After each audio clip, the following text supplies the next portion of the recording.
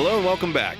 Before we get to part 2, Real Talk, please allow us to fulfill our capitalistic duty and plug our Patreon, the Contrarians Supplements. That's right. For a small fee, you too can help the Contrarians rage on. We have tiers ranging from just $1 to $10. It all depends on how much content you can handle. Starting at $1, it's the Travoltis tier, which gets you access to new bonus episodes focusing on a new movie every month, as well as access to the patron chat. Join other patrons in making fun of our opinions. Moving up to $3 is the Winoni's tier, which unlocks access to our pre-recording notes, our video reviews, and our spin-off show, Contrarians After Hours. That's a more laid-back space where we talk about other things we've been watching, reading, playing, thinking about. Sometimes it's related to the movies being covered in the main feed, but it usually isn't. If you want to be part of those patrons who help us shape the show by telling us which movies to tackle, that's when you sign up for the $5 tier, the Embries, and the $10, the Gads. Finally, all supplement subscribers, regardless of the tier, get access to our archive of special patron projects. Head over to patreon.com/contrarianprime now to join. Be sure to listen through the end of the episode to find out what's coming up to the Contrarian Supplements this month. Now, it's time for some Real Talk.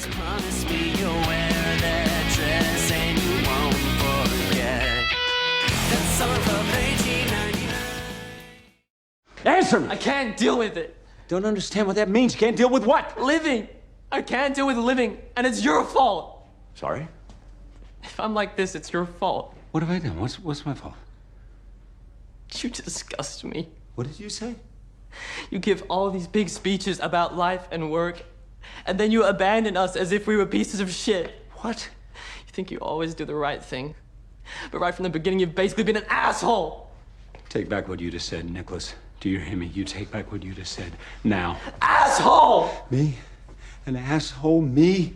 Haven't I always done everything for you? I stayed with your mother for years for your sake. So why are you saying this? Why? Why? Tell me why. Is it because I fell in love with another woman? Is that my crime? How is that any of your business? I have the right to reinvent my life. Fuck, it's my life, you hear me? It is my life! All right, we are back for some Real Talk pertaining to The Son, the Florian Zeller film from 2022. Much to ponder and discuss in the second half here, Julio. Now, let's just start with this. You have seen the Father and the Son now. The Holy Spirit is bound to follow. Maybe. I don't know. Did this bomb? $6 million budget, less than $4 million return, and obviously critically it did not set the world on fire. I have to just know immediately before we get anything else, what is different about them? Why was one so revered and one so reviled? Honestly, like half the quotes on Rotten Tomatoes have to bring up the Father. They just go like, it's not the Father. I think that there is... Look, I'm still processing this movie because like literally finished it 10 minutes before we started recording. But I can tell you that my memory from having watched The Father, back in 2020 versus my experience of having watched this an hour ago is that The Father gets you in Hopkins's head. Okay. So you're in the head of the Father, and the entire story, like I said in Contrarians Corner, it's him losing touch with reality, going in and out of these things that are happening, and him not knowing what's real and what isn't, and that can get really tiresome. But the movie, from what I remember, was actually pretty captivating. You were still able to follow the thread and kind of connect the dots. And we're like, oh, he's now this character is being played by a different person, or like now this thing that you thought had happened turns out had only happened in his head. And so to pull that off, that shows talent. So I think that part of the reason why it's celebrated is just because it went with that approach and it pulled it off. On the other hand, like this movie, it's like looking at the person that has the mental illness from outside. And that feels a lot more traditional. It's less interesting, I think. And I think it's more likely to annoy people. I mean, we're going to get into it, but I think that it can feel like it's a little too transparent in its manipulation.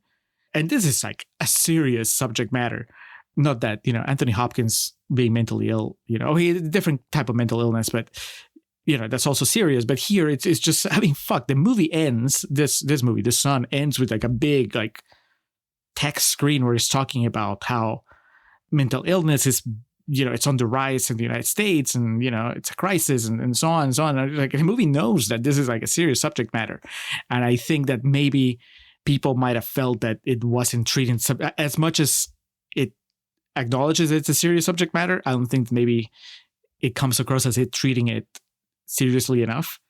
I don't know, man. I mean, watching the Father, I felt like I was watching a filmmaker using film to really get you into the mood and the experience of the characters. And watching The Son, it just felt more like I was watching like a fucking soap opera. Yeah, like somebody had an idea of like, I want to say this, and so I'm just gonna say it in the most like plain way. There's none of the subtlety in a way, or like kind of the mystique, like the stuff that made the Father interesting, which was also anchored by an amazing performance from Hopkins. Here, I know we're gonna get into it, but this kid that plays Anthony, he's not. It just wasn't. Not Anthony, Nicholas. Nicholas, you're right. I'm sorry, Anthony. Anthony is Anthony not a kid. plays Anthony. Yes, Sir Anthony. Even, yeah. Okay. I don't want to like over expand. Like the main thing is, I think that the Father was about being on the inside looking out, and this one is on the outside looking in and failing to look in, right? Which I guess it's a valid approach. I think that if you are Hugh Jackman, if you're Laura Dern, and you have a kid that's having these problems, but you just can't grasp them, which most people can't. Even the kid himself can't verbalize what he's going through, really. Then, yeah, I mean, I can see why you would think as a filmmaker, like, no, the approach is from the outside. I want to transmit the hopelessness, the frustration of not being able to get through to the root of the problem. Whereas, like in the Father, it was the opposite, right? Like, you're inside the problem, and the frustration is that you can't beat it. You're like trapped inside this decaying mind. As Hopkins, gets worse and worse. So first impression is like one feels like a much more layered approach filmmaking wise. I would recommend The Father. Not to jump all the way to the end, Alex, but I wouldn't recommend The Son to anyone. Hard same. You haven't even seen The Father, but you would recommend The Father. Oh, I'm sorry, non-recommending. I'm actually curious about The Father. It sounds depressing as fuck, but like after watching this and the disaster this movie is, I want to see like why this guy got praised to begin with. Yeah, it's wild. It's one of my notes that are not Contrarians Corner related. I was like, it happens. I know it happens. The sophomore slump, right? It's like when somebody makes it big with their first movie, and then their second movie flatlines. And there's definitely one of those. But I guess before we get into it, Alex, there are some fresh quotes. I want to read them to you because I mean, there are some things I can be positive about this. They start with Hugh and end with Jackman, but we'll see what the rest of these things say. All right. We're going to start with Stephen Prokopi from Third Coast Review, who says, "The Son isn't as complex and layered story as The Father, but it's still sometimes captivating and moving." Next, Matt Rodriguez from Shakefire says, "Like The Father did with dementia, The Son does with depression. It offers up a realistic depiction that better helps people understand what it may be like dealing with something that's still considered taboo." I said Alzheimer's earlier. I guess it's dementia that what the Hopkins character is dealing with in The Father. It's basically it. Like he can't trust what he sees, what he remembers. His brain's going, is what it is. Yeah. Patrick McDonald from HollywoodChicago.com says, "We are in the midst of a mental health crisis in this country, and The Son highlights the difficulties of such a state on parents. It is cautionary regarding how family is a series of circumstances and decisions, not always correct, but always human." And we're going to get into this in a little bit, Alex, but I almost feel like he's trying to excuse the final decision that Hugh Jackman and Laura Dern make. And maybe I'm just lacking in empathy, but also that they're overwhelmingly wealthy white people that have like these massive like financial advantages, And oh damn, man. All right. Yeah, I think that if the movie wanted me to really feel for them in that final Dude, those sequence, fucking shots where it shows them like in distress, and look, I understand this happens to everybody. It does. This and the whole thing. It should not be a taboo. The idea that people still consider it in some ways to be is very, very sad to me, and a very unfortunate place of non-evolution that we find ourselves in. But the parts in this movie where it's meant to show like how sad they are, and how low that shot of Laura Dern in that fucking high-rise apartment where it's a fucking floor-to-ceiling window, and it's so fucking like, go fuck yourself. That's my whole idea on this movie, dude. Just fucking get over it. For God's sake. Just fucking get over it. but rich people have feelings too, Alex. Yeah, fuck them. Like it's I know they do. And they deserve to have treatment, and like they deserve their feelings and their plights in some aspects deserve to be appreciated and acknowledged. But like the way this movie presents it is like, this is what it's like for everyone. It's like, no, motherfucker, it's not at all.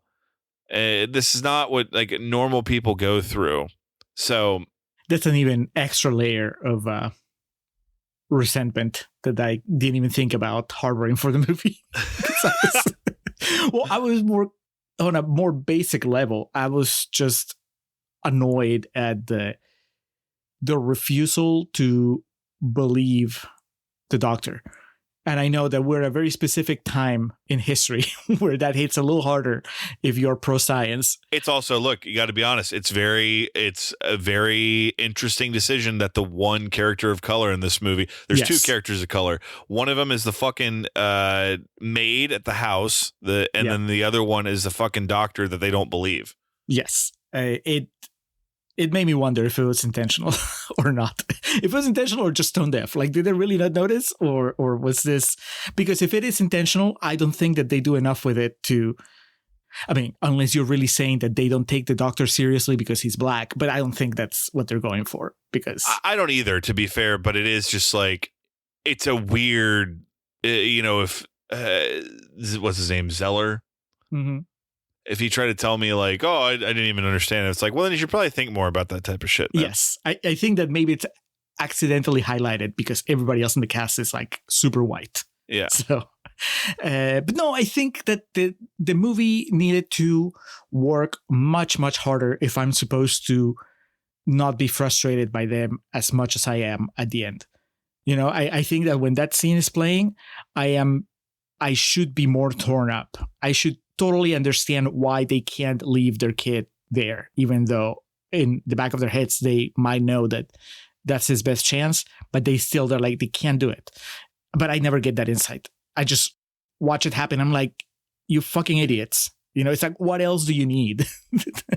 Everything has been a disaster. And I think a lot of it, and let's not go there yet, but I would say a lot of it has to do with the performance from the kid too.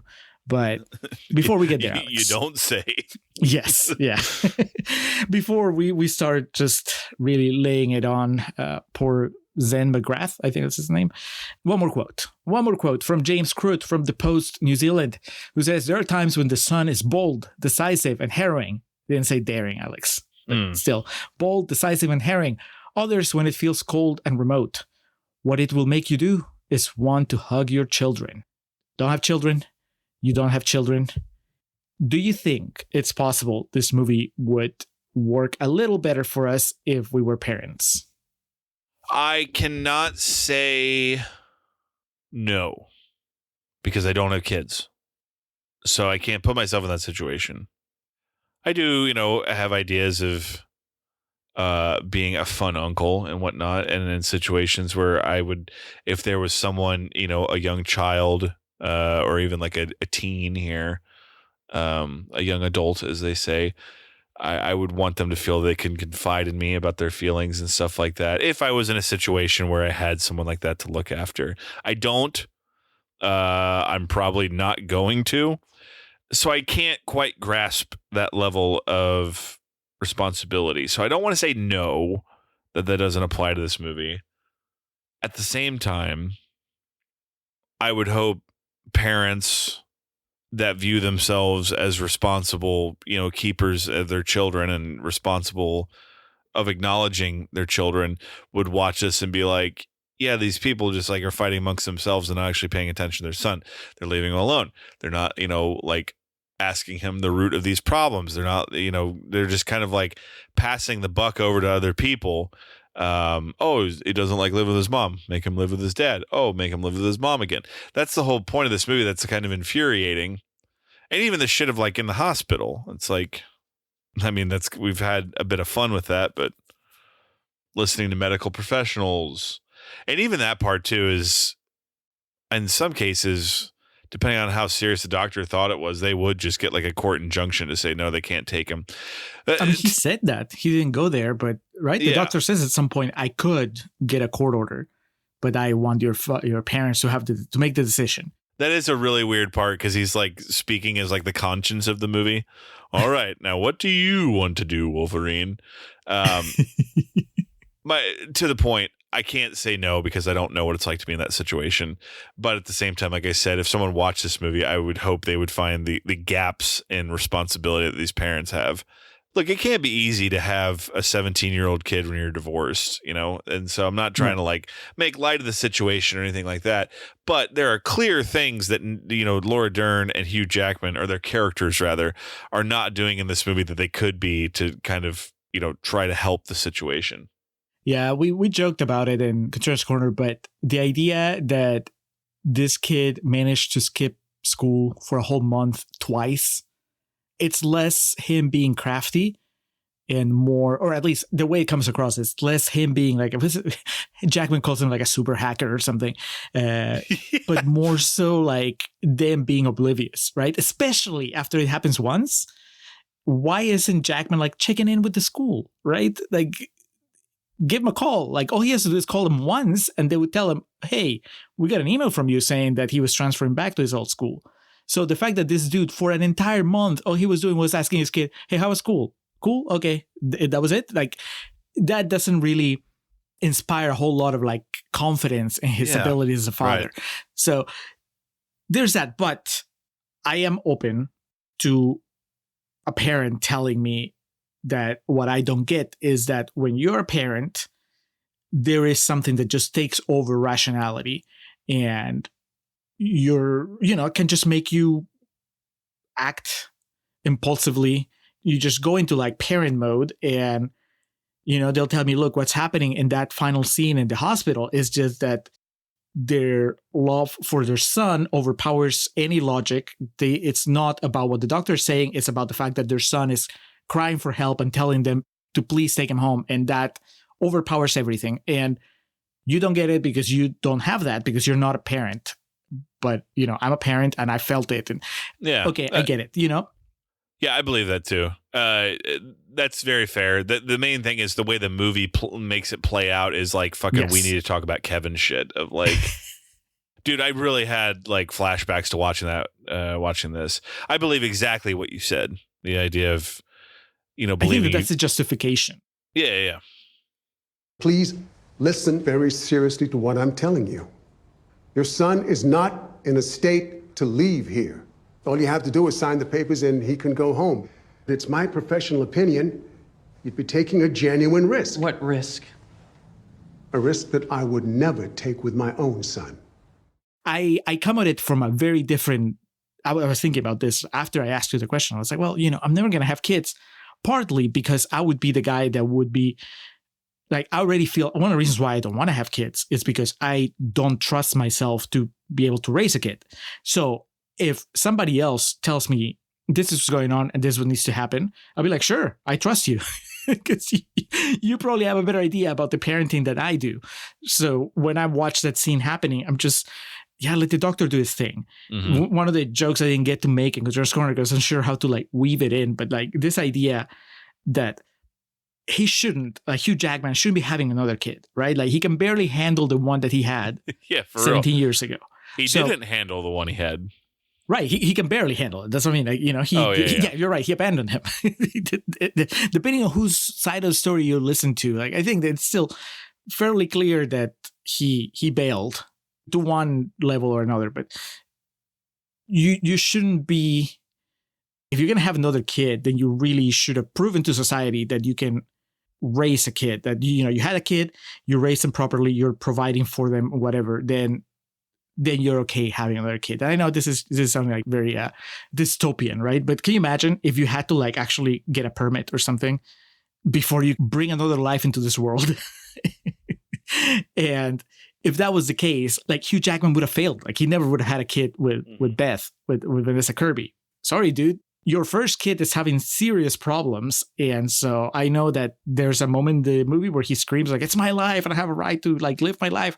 Well, up to a point, you brought a life into this world, and now that is your responsibility forever. So, or at least until, he's old enough to be on his own. So that whole idea of like parenthood and the responsibilities that you have as a parent, and what happens when you don't have the answers, but the problem is just not going to go away. All this is like, I mean, you can make a really good movie, a really complex and hard-hitting movie, just exploring that kind of stuff. And also the way this plays out in this particular scene we're referencing, at the beginning of the movie, Laura Dern and Hugh Jackman, it's suggested to us, presented us, that they hate each other. They haven't talked to each other in a while. They're not supposed to be seeing each other. But then like they come together to make like this really emotional decision just by looking at each other and shit, and, parental instinct and whatnot. But as far as like a narrative and pushing a movie along, it's just so fucking clunky and really makes no sense. They have their martinis somewhat earlier in the movie, where I was thinking, is this where the story's going to go? That she's trying to win him back, right? Because she starts talking about how like, oh, I loved you, and showing him pictures, and she does too, which could be read as extremely misogynistic, the way the movie's presented, where she's like, trying to do all these things to woo him and win him back. I mean, I don't think that they ever go that far, but I honestly, there's some things that are just puzzling. Everything that's like brought up to reminisce on the past and how good things were is brought up by her. Yeah. So he really, okay. Do you get the feeling that he was just like, he's over, like he'd be perfectly happy not dealing with his past family if he could just live with Vanessa Kirby and the new baby?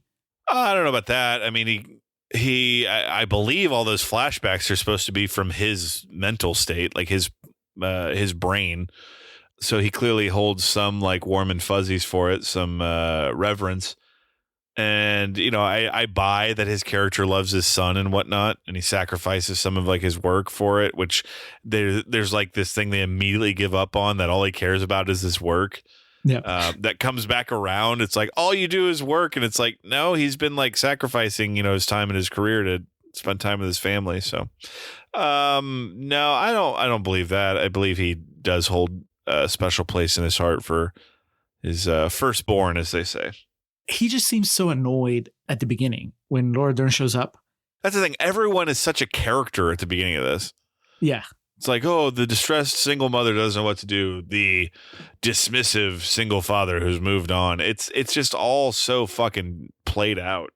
They set it up as if he doesn't. I got the feeling that he didn't want anything to do with it. And then he feels guilty when he sees his son in such pain and takes him in. And then through that journey, he kind of maybe eventually just gets to appreciate it more. But no, you're right. I mean, those flashbacks, they don't lie, I guess. You can see that he always had affection for them.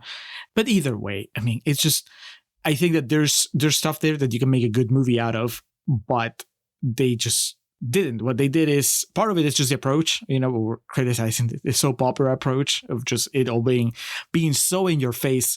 And let's just get to what I think is the root of the problem, Alex, or at least one of the big roots, one of the core issues here. And it's like, this kid, Zen McGrath. Awful. It is. Awful.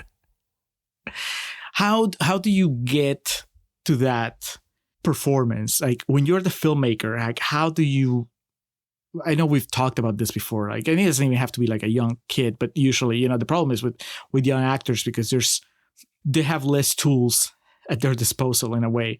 And so you're asking them, I don't know how old this kid really was, but you're asking this really young person to play this very, very difficult mental situation. You're not helping him with the dialogue. You're also not helping by putting him against Laura Dern and Hugh Jackman. But arguably, would it be even worse if he was, opposite people that were just as out of sorts as he was? So it'd be a bit easier of a pill to swallow, or whatever fucking cliche you want to use, if he was pitted against actors of his level. But to your point, all of his fucking dialogue sounds like after school special shit about, isn't depression just a fancy word for feeling bummed out?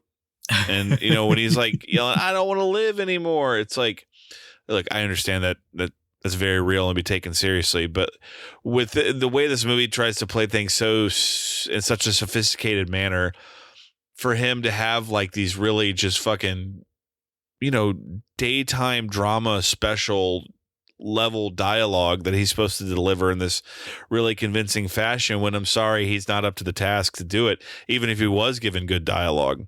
This is the type of movie that makes you fucking appreciate episode 1 more, The Phantom Menace, because it's like, yeah, Jake Lloyd sucked, but at least he wasn't trying to deliver lines about like mental health and shit. This guy's just, and I don't mean to be mean. Maybe he was like truly 17 or 20 or whatever he was, but like, I'm not even saying that this would have been a great film if we had. I'll give you one. I remember his name, but the kid from the Holdovers. Oh, yes. Oh shit. Yeah, I'm blanking on his name. While I look that up, though, I always go to like Bailey Madison from Brothers. And you think about that, she's a little kid in that movie. And that is a movie that's very heavy in terms of like, 1, level of actors involved, and 2, the dialogue being delivered. And she's one of the most memorable performances in it. Dominic Sessa was the kid's name, by the way. Yeah, you put him in this role, he could fucking knock it out of the park. The problem is it's a bad script overall, but that is fucking punctuated when you have this kid who's way in over his head trying to deliver this really gripping, poignant dialogue that's not even well written to begin with.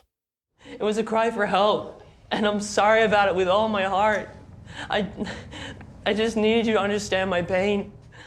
I wonder if some of it is just a problem of adapting from the stage to the screen, which is also, I'm pretty sure The Father was also an adaptation. Like, he wrote a play and then he wrote it into a movie, and that's definitely what he's done with The Son. And this type of dialogue that is just so declarative, so in your face, that works better on stage. That's very fair. And did you mean to do that? Because, Dominic Sessa was only a stage actor before he did The Holdovers. Did you mean to set it up that way? Nope. I forgot.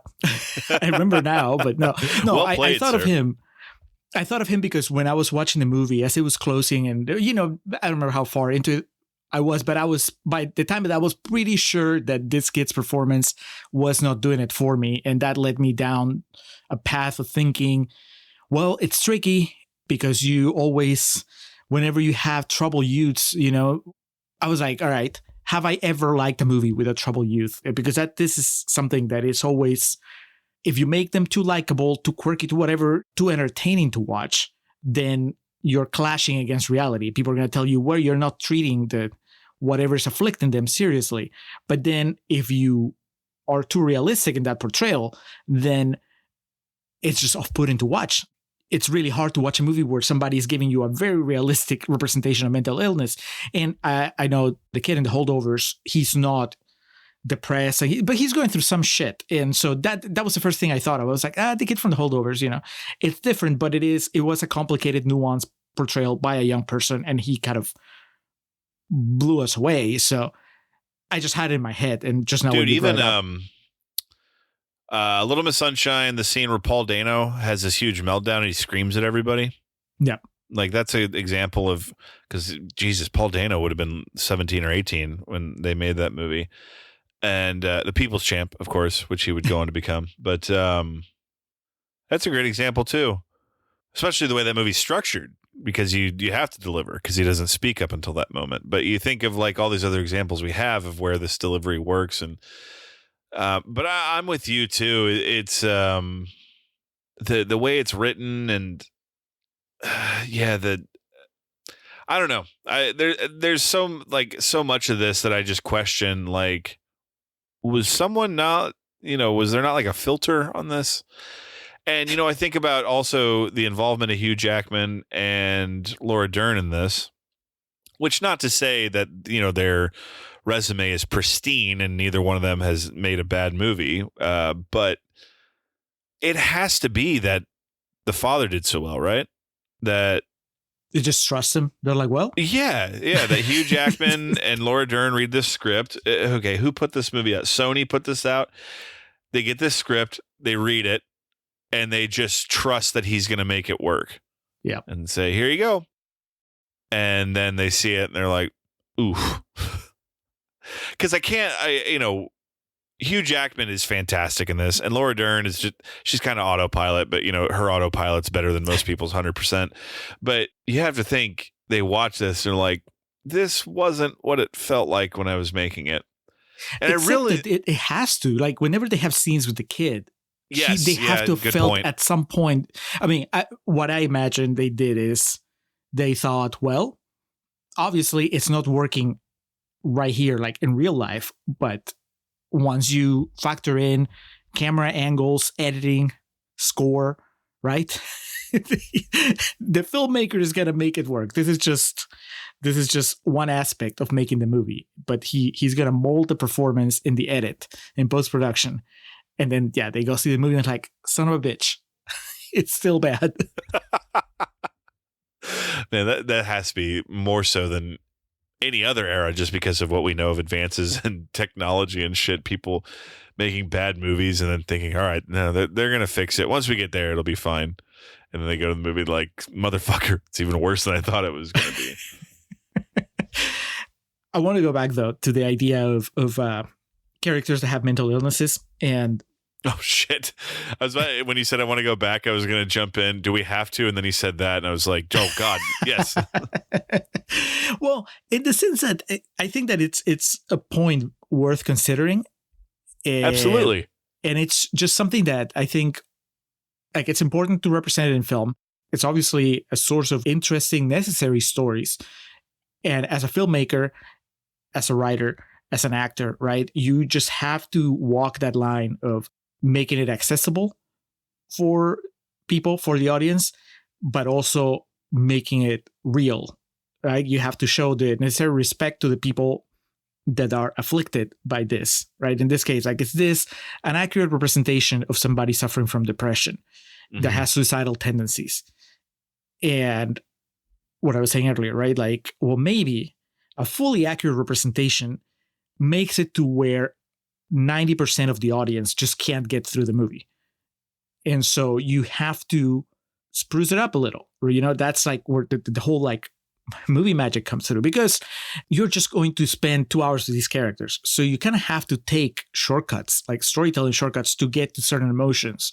And so that might mean that you have to cast somebody that's very charismatic if you're going to have them engage in just very frustrating behavior, and just going back to the idea of what's happening in that doctor's office towards the end. I think that if I was a lot more enchanted, a lot more interested in the character of Nicholas, if that performance had won me over and I was instead, and this was probably your experience too, like every scene with Nicholas was just frustration. Yeah. And I get it that, that's probably what it's like to live with somebody that has that affliction. And that's probably what it's like to them, right? If you're just depressed and you don't know what's going on with you and all that stuff. But when you're watching a movie, you have to give me something so that I can feel that same love for the character that Hugh Jackman and Laura Dern feel. And that way I can maybe understand their decision at the end. But if all I have is a frustration of just being with this character for like 90 minutes, 100 minutes before we get to that climax, then I'm not going to be with them when they make that decision. I'm just going to be like idiots, just leave them with the doctor. So performance problem, casting problem. I've never seen this kid. I was looking at his IMDb. Like, it doesn't seem like he's done anything else since. I mean, I don't know. It's a pretty recent movie. It could have just been that he decided that was it. Or it could just be that the movie bombing maybe has affected his chances. Who knows? But I think that just based on what I saw here, I would say that he was miscast. I wouldn't go as far as saying like, oh, he's just a bad actor, but I would say that this part was not for him because he only plays one note, and that note doesn't help the story, doesn't help the storytelling. And if the argument is like, yes, but that's what it's like for people that are suffering from depression, then my counter argument would be, okay, but that doesn't work in a movie.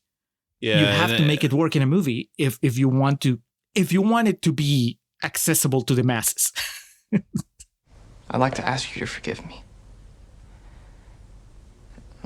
And I wanted to tell you that I love you. And it feels so cheap also. Like the way it plays out in the end where he brings his family together and then he smiles and goes and shoots himself, which also you add in the whole thing of like no one in their right mind after their son was just checked out of a situation like that would let him be alone for like a period of time. That you add that whole dynamic to it. And you can make that movie, but then you also can't expect me to believe his parents like truly loved him and like, you know, understood him and watched him. You know, we both, you more so because I just kind of put my blinders on for some aspects of it, but like the Iron Claws movie that comes to mind of like specifically Carrie, Jeremy Allen White in that movie. You know, one of the best scenes in that movie is when he calls Zac Efron Kevin and is explaining how down he is and how he can't go on. And obviously like there's all the characters in that have like their downward spiral and whatnot, but then even you can make kind of logic of that from the way the movie presents it and that, you know, his dad doesn't care about him and shit. And he just kills himself because no one's watching him. That's kind of what happens here, but you're led to believe that like, he has this massive support system and whatnot. And, you know, it's, you were saying about like the, it takes a certain level to pull off the, what depression can be and how it can grip hold of you and stuff. And I know he was only in a few episodes of it, but like John Bernthal and the bear, that's his name, right? Yeah. John. Mm-hmm. Yeah. You know, there's something more human about that. I know I'm comparing it to a television show, not a movie, but it's, those are just what immediately came to mind. Probably just recency bias, but it's, I agree with everything you've said.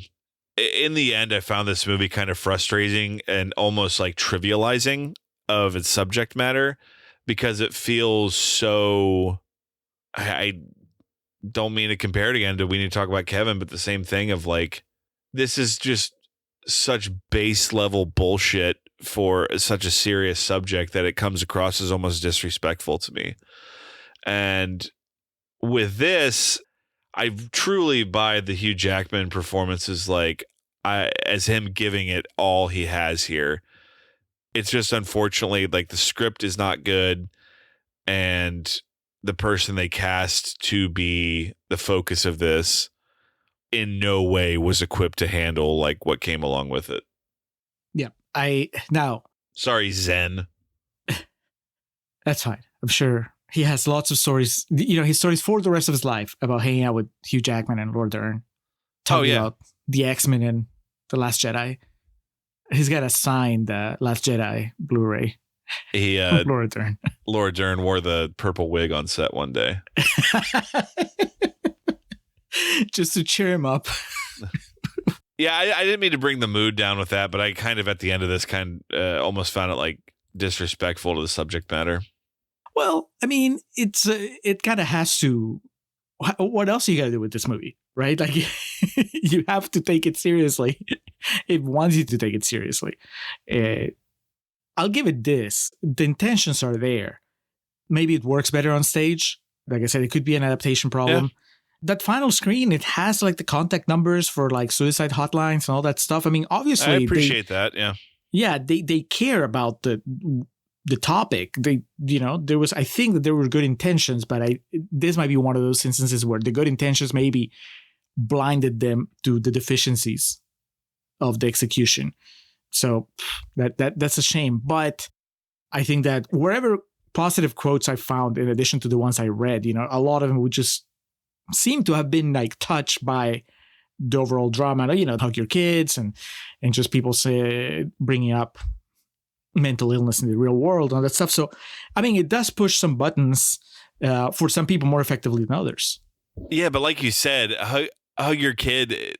yeah, that's the least of your worries if you didn't know that your kid was skipping school for 2 months. Hug your kid and then, follow him.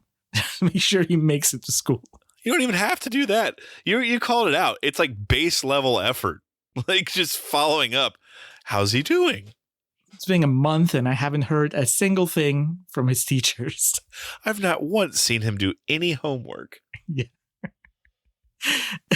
And to be clear, if there is the off chance that someone's listening to this show for the first time, I think you should see that we're making light of the way this movie presents it, not the situation in general. Yeah, I almost made a joke as we were closing Contrarians Corner that we probably lost half our listeners by then. But I mean, come on. I guess it would be unfortunate if this is someone's first episode of the Contrarians and they find out this way that we don't share the same sense of humor. I'm pretty sure we've talked about similar subjects in other movies. It's just that this one happens to not be a good one. Yeah.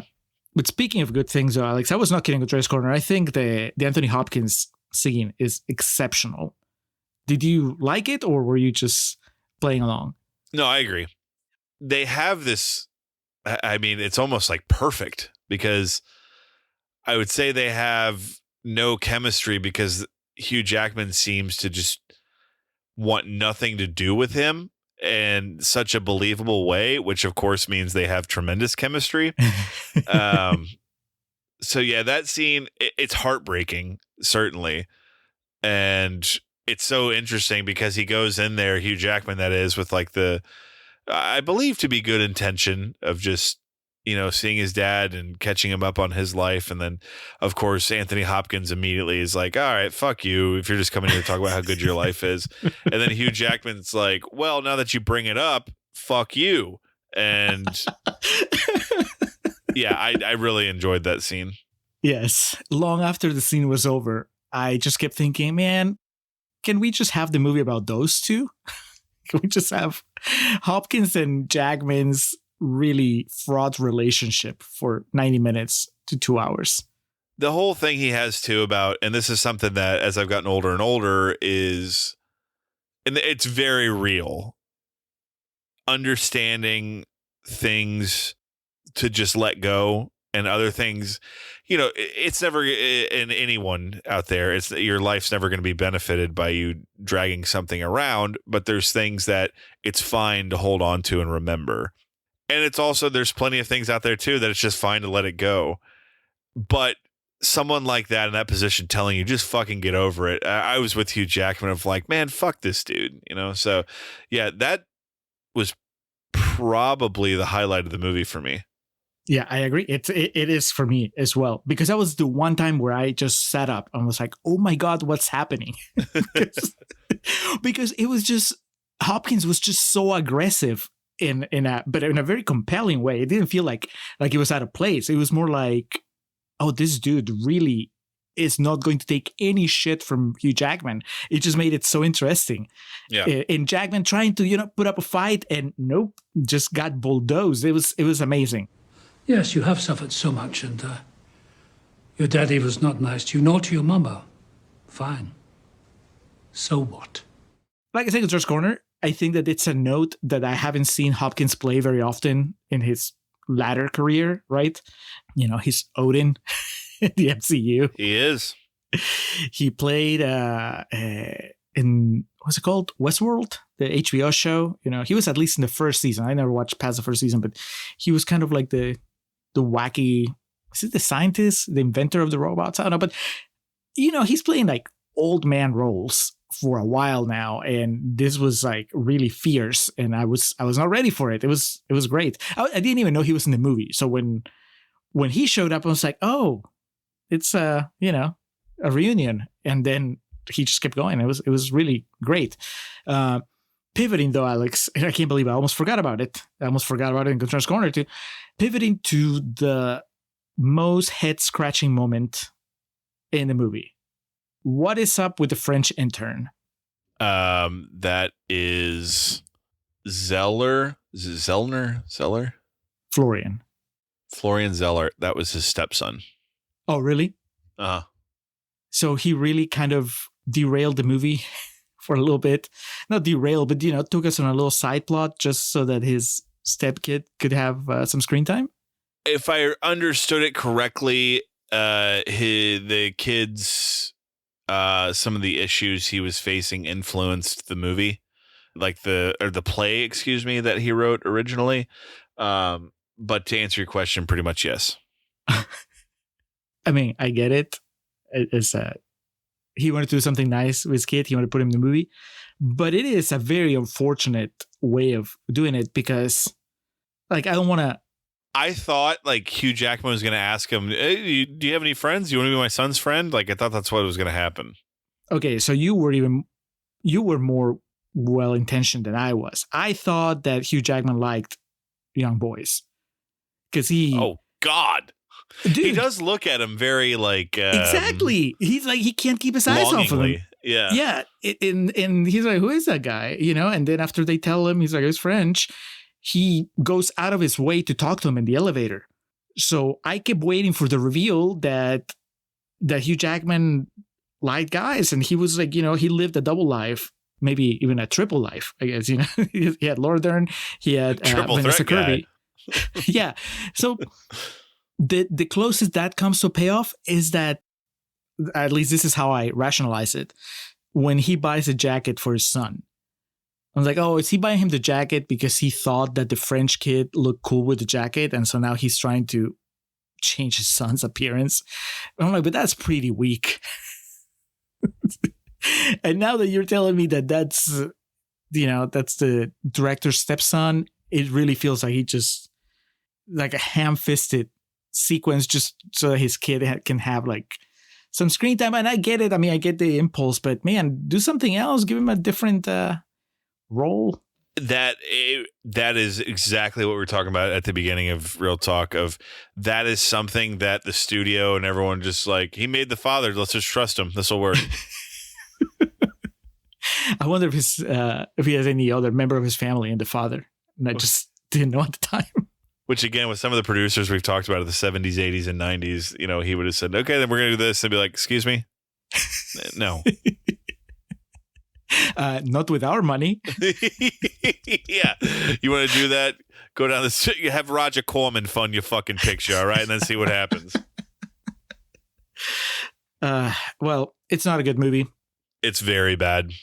Through the course of this conversation, it's made me dislike it even more because I've found the delivery of its message to be offensive the more we've talked about it. As having had family members that have gone through this shit for real, and the way this movie presents it is rich white people have problems too, which is true, but I don't need to fucking see that in a movie, and I don't need to see it portrayed as like, oh, look how hard they're trying in their fucking beautiful apartments that and they have maids and shit, fuck off. I think if everything else worked, then their socioeconomic status wouldn't matter.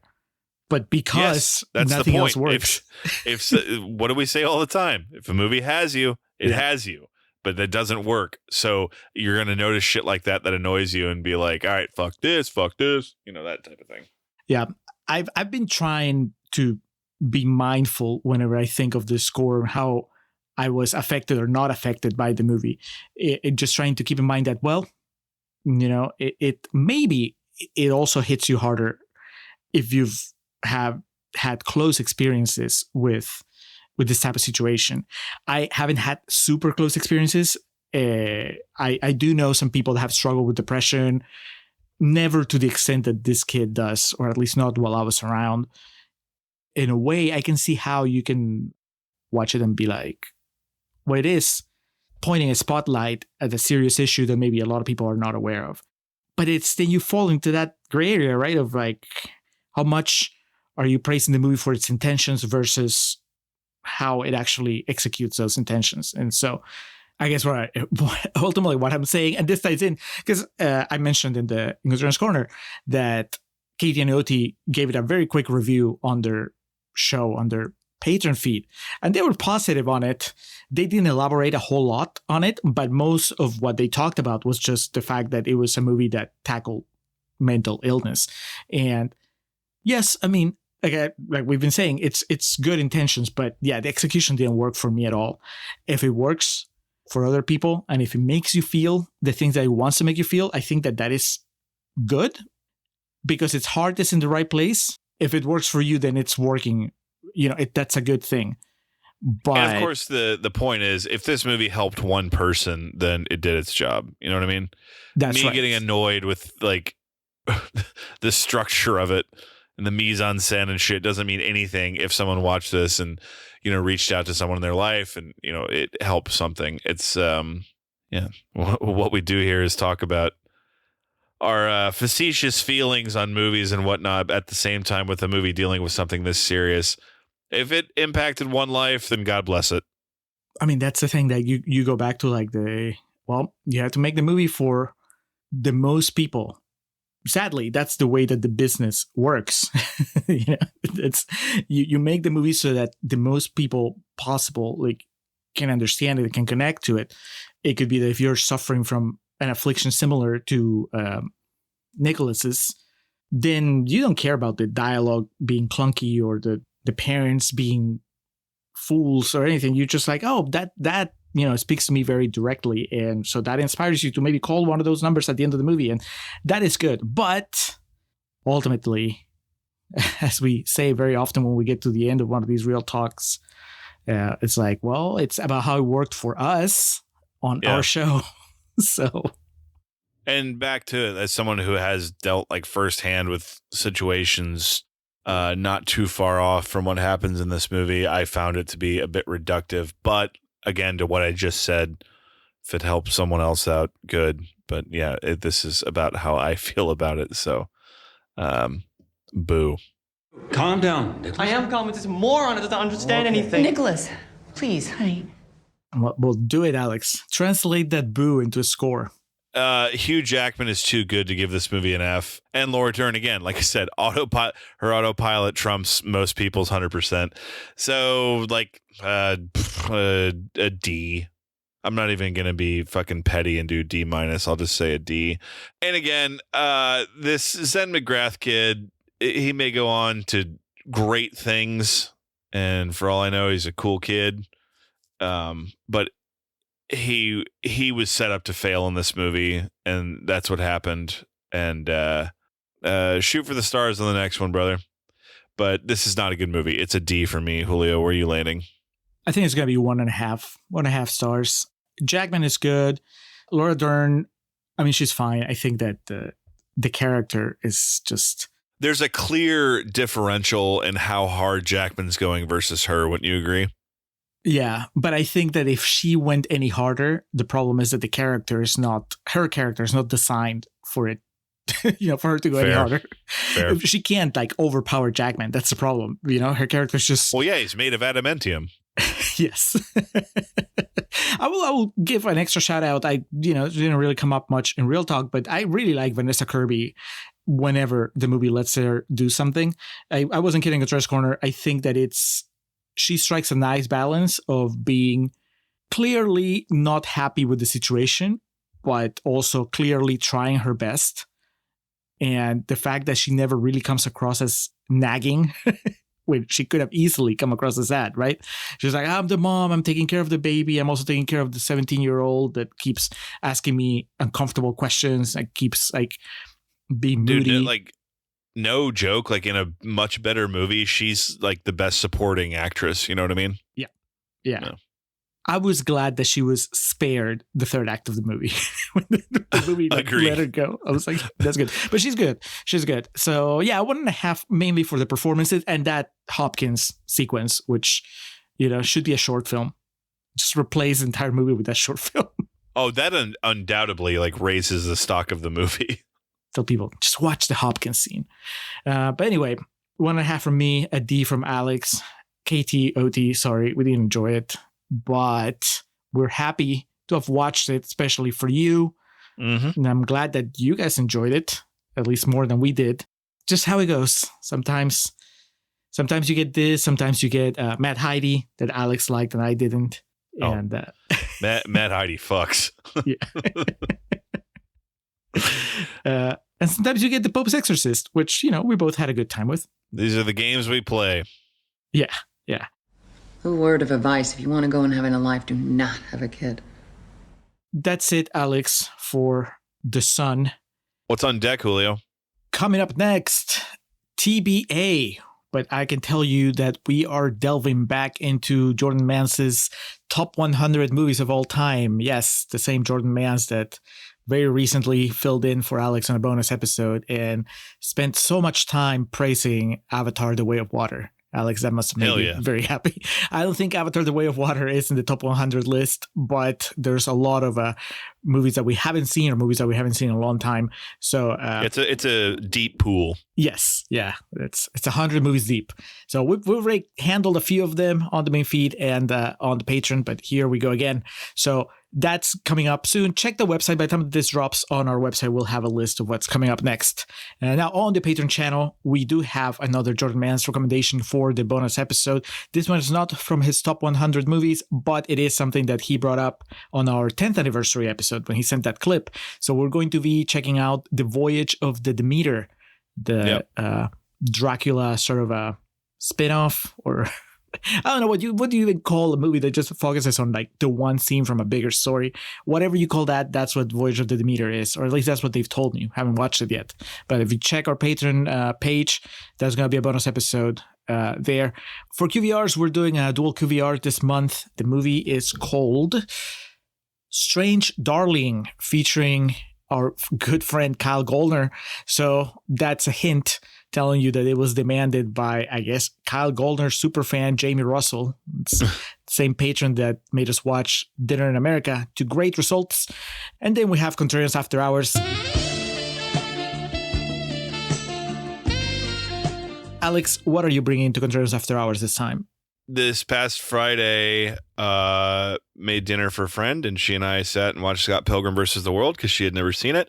And I would like to retrospectively talk about that movie because I feel it's fallen into an odd category of, that phrase, someone's entire personality. I think that's a movie that's kind of taken that over. So I think it's fair to, at this point in time, have a little side discussion about Edgar Wright's, I think at this point, one of his more well-known entries from 15 years ago. I love it. I saw it in theaters. I've seen it a few times since. Same. So it'll be a good revisit, I think. On my end, Alex, I'm sorry to tell you, but we can't get away from Nicholas Hoult. I'm going to tell you about Clint Eastwood's most recent outing, perhaps his final outing. The man is up there in age, and juror number 2 was treated kind of without the respect that you would think a filmmaker of Clint Eastwood's stature deserves. They just gave it a limited release, dumped it in theaters when nobody was looking, and then they pulled it. So as a result, not many people have watched it. It's streaming now, so I checked it out, and Nicholas Hoult stars as a conflicted juror. He's juror number 2, and I will tell you what else happens in the after hours. Also, I will give you a brief recounting of something I did with my wife and a couple of friends. We went to, I guess they're called. Damn, we're getting saucy in the after hours. No. Sorry, I should have opened with the words murder mystery, which I guess it is saucy in its own way. But I've never been to one of these, and I guess there's different ways of. I guess we'll talk about what do you think when I say murder mystery, and it's probably not exactly what we did a couple days ago, but I'll tell you about it. So murder mystery, juror number 2, and Scott Pilgrim versus the World 15 years later. If that sounds good, or anything else that we talked about, check out patreon.com/Contrarian Prime and join the Contrarian supplements. And now let's get out of here, Alex. Let's do. Later, y'all.